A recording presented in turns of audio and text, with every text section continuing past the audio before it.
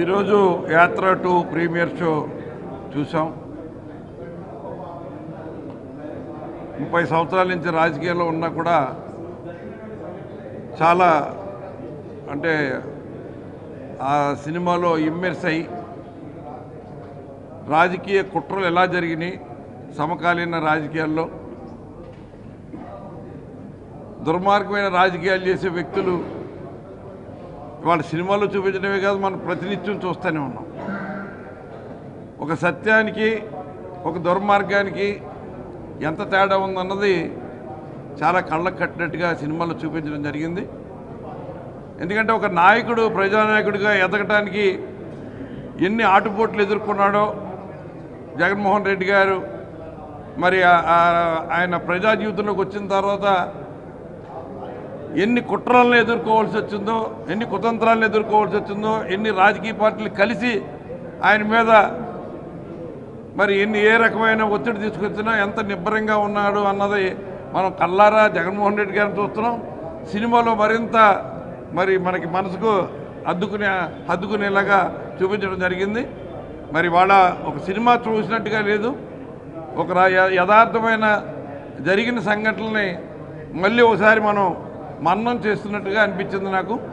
ఎందుకంటే ఆయన పట్ల అప్పుడు కాంగ్రెస్ పార్టీ అధినాయకత్వం మరి ఎంత కరుడు కట్టిన మరి దుర్మార్గమైన చర్యలు తీసుకుని ఆయన్ని జైల్లో పెట్టారో, దానికి ప్రతిపక్ష నాయకుడిగా ఉన్న చంద్రబాబు నాయుడు ఏ రకంగా కుట్ర పన్ని చేతులు కలిపాడో, అంటే ఒక యువకుడిని ఎదుర్కోవటానికి అంత కుట్ర పన్నిన ప్రజల హృదయాల నుంచి వచ్చిన నాయకుడిగా ఆయన ఎదిగిన తీరు, ఆయన నాయకుడిగా ఎదిగి మళ్ళీ యాత్ర 2 ఆయన పాదయాత్ర చేసి ప్రజానాయకుడిగా ఎదిగి ముఖ్యమంత్రి అయిన విధానాన్ని మాత్రం చాలా అద్భుతంగా తీశారు. అందరికీ నమస్కారాలు. యాత్ర 2 చూసినప్పుడు అందరం కూడా చాలా ఫీల్ అయినాం. జగనన్న ఇంత కష్టపడ్డాడు, మనం తెలుగుదేశం మీద తొక్కేసేటప్పుడు జనాల్లో కూడా పోయేది కాదు. ఈ సినిమా చూసినాక ఎవరైనా మిస్ అయింటే వాళ్ళకు కూడా కన్నీళ్ళు వస్తాయి. నిజంగా పైనున్న రామారావు గారు, పైనున్న కృష్ణ గారు అప్పుడు ఈనాడని తీశాడు రామారావు గారి మీద. ఈరోజు రామారావు గారు పైన నుంచి కూడా నన్ను ఎలా మోసం చేశాడో, ప్రజలు ఎలా మోసం చేశాడో ఈరోజు ఈ సినిమా చూసినంత ఆయన ఆనందపడి ఉంటారు రామారావు గారు పైనుంచి.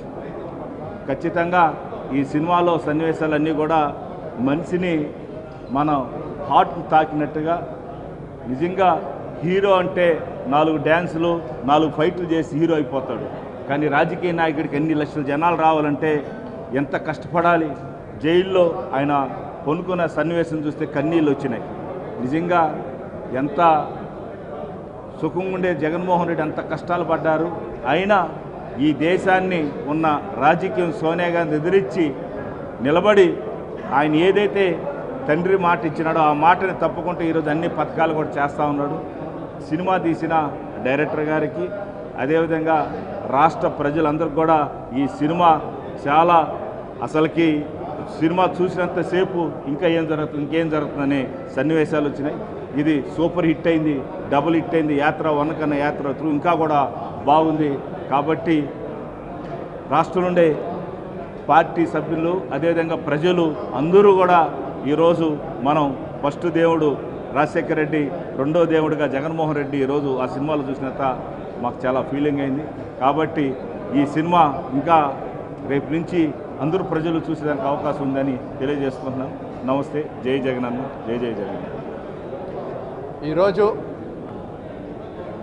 యాత్ర 2 పిక్చర్ చూస్తుంటే రాజశేఖర రెడ్డి గారి మరణం తర్వాత జగనన్న పైన జరిగిన కుట్రలు, అన్ని పార్టీలు కలిసిపోయి కూడా ఆయనని ఎట్లా తొక్కేయాలని చెప్పి, రాజకీయంగా లేకుండా చేయాలని చెప్పి చేసినాయో చాలా ఇమోషనల్గా చూపించడం జరిగింది.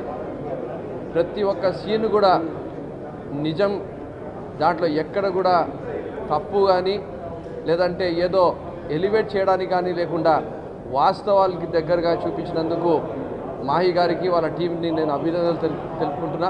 ఎందుకంటే 2011 నుంచి నా ప్రయాణం కూడా జగన్మోహన్ రెడ్డి గారితోనే ఉంది కాబట్టి ఆయన ప్రతి అడుగులో కూడా మేము కష్టం చూసినాం. ఆయన 14లో గెలవనప్పుడు కూడా 18 సీట్లు పోటీ చేసినప్పుడు కూడా, ఆయనకు జైలుకి పంపించినప్పుడు కూడా, జైలు నుంచి ఆయన రిటర్ను లోటస్ పాండ్కు వెళ్తున్నప్పుడు కూడా, అంటే ప్రతిదీ కూడా ఒక హీరోస్ వెల్కమ్ ఏదైతే ఉండిందో ఆయనకు, ఎప్పుడు కూడా నిత్యం కూడా లక్షలాది కోట్లాది మంది ఏదైతే ఆయన కోసం వచ్చారో ఆ 9 సంవత్సరాల్లో, ఆయనకు రాజశేఖర రెడ్డి బిడ్డగా ఏ రకంగా అయితే ఆదరించారో, ఆయన అదే విధంగా కూడా మాట పైన నిలబడి ఎన్ని ఇబ్బందులు ఉన్నా, ఎన్ని కష్టాలు వచ్చినా, ఎన్ని సమస్యలు వచ్చినా, ఎంతమంది శత్రువులు ఏకమైపోయినా, ఆయన మాత్రం నమ్ముకున్న సిద్ధాంతానికి, రాజశేఖర రెడ్డి గారి ఆశయాలను ఎలా ముందుకు వెళ్ళారని చెప్పి చాలా చక్కగా ఈ పిక్చర్లో చూపించడం జరిగింది. కాబట్టి నేను ఆంధ్రప్రదేశ్ రాష్ట్ర ప్రజలకు, అలాగే యావత్ ప్రపంచంలో ఉండే తెలుగు ప్రజలకు కోరుకుంటున్నా, it's a must watch picture.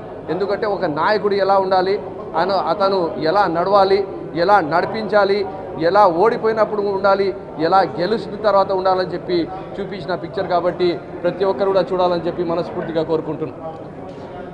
అందరికీ నమస్కారం. ఆ రోజు మహానేత రాజశేఖర రెడ్డి గారు చనిపోయిన 600కు పైగా కుటుంబాలు, ఆ కుటుంబాలని పరామర్శిస్తానని జగనన్న పావురాలగుట్ట దగ్గర మాట ఇచ్చాక ఆ మాటను నిలబెట్టుకోవడం కోసం ఎన్ని కష్టాలు ఎదురైనా కాంగ్రెస్ అధిష్టానాన్ని ఎదిరించి ఆ కష్టాలు పడుతూ ఆ మాటను నిలబెట్టుకున్నారు. అలాగే వైఎస్ఆర్ గారి ఆశయ సాధన కోసం ఈ కష్టాలన్నింటినీ కూడా ఎలా భరించారు చాలా చక్కగా వివరించారు.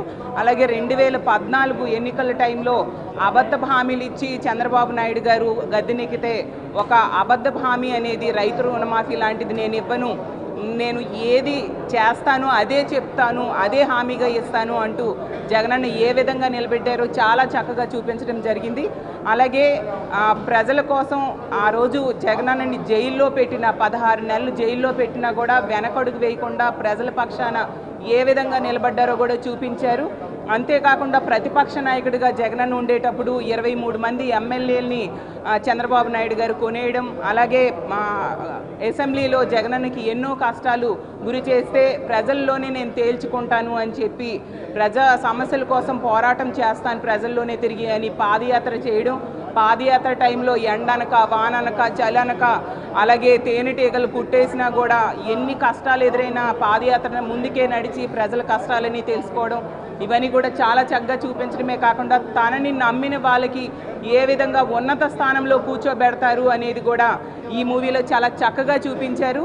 ఓవరాల్గా తీసుకుంటే జగనన్న తాలూకా ప్రస్థానాన్ని హార్ట్ టచింగ్గా చాలా చక్కగా వివరించడం జరిగింది. నిజంగా సినిమా అద్భుతంగా ఉంది. ఇలాంటి మాట తప్పని మడమ తెప్పని నాయకుడి వెనక పనిచేస్తూ ఉన్నందుకు నిజంగా చాలా గర్వంగా ఉంది. ఎందుకంటే 2010 నుంచి కూడా జగనన్న వెనక నడుస్తూ ఉన్నాము. ఇంత గొప్ప నాయకుడి వెనక పనిచేస్తున్నామని మేము గర్వంగా ఫీల్ అయ్యేట్టుగా ఈ మూవీ ఉందని తెలియజేసుకుంటూ, నెక్స్ట్ పార్ట్లో ఖచ్చితంగా ఆ రోజు తీసుకుంటే 2019లో జగనన్న ఏమి చేస్తానో చెప్పి 151 సీట్లు తెచ్చుకున్నారు. ఈ 5 ఏళ్లలో అన్ని హామీలు 99% హామీలు అమలు చేసి ఒక గొప్ప ముఖ్యమంత్రిగా నిలిచి ఏమి చేశానో చెప్పి ఖచ్చితంగా 175కు 175 సీట్లు తెచ్చుకుంటారు. దానే యాత్రాత్రిగా రావాలి అని మనస్ఫూర్తిగా కోరుకుంటూ సెలవు తీసుకుంటున్నాను. జై హింద్.